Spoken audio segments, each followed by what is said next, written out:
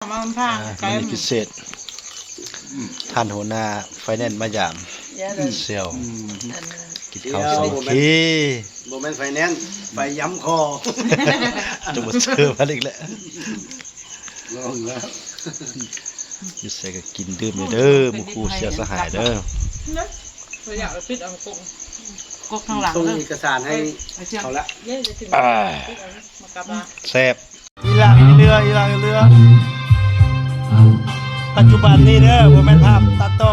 จบหลังจากได้ทีเลยก็เจิดมามหาผู้พันผู้วัน4.2พี่จากห้องการบ้านผู้พ่อเจิดมาเลย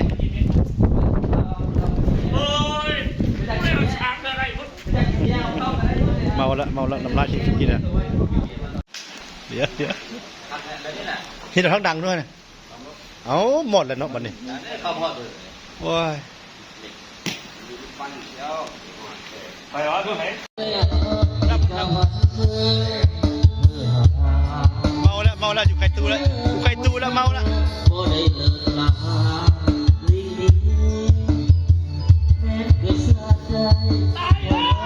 เขาตาย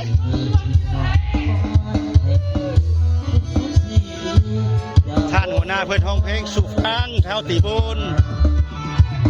ผู้พันกับน้ำลายเหยเยืดอะไรผู้พันเนี่ยทีมงานเนาะโดยโทรทัศน์สาวเขาพอเป็นขณะได้เดินทางมาอยากเป็นที่สองเขานี่ขอให้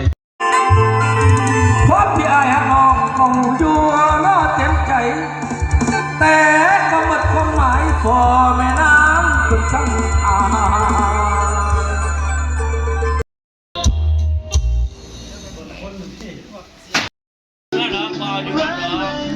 ผู้วันยอมแล้ว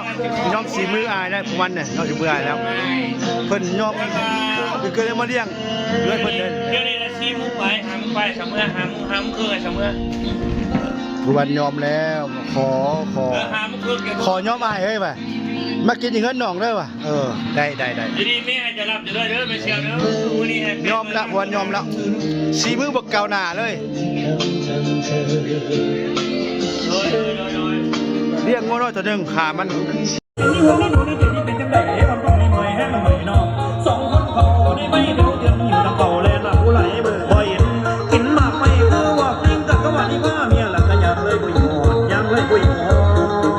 ด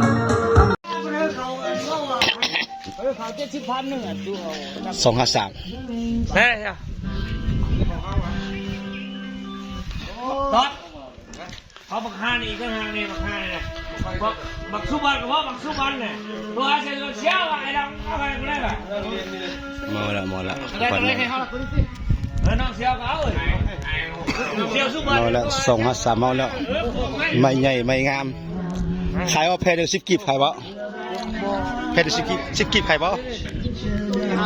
ตำไดมาดูล้มมด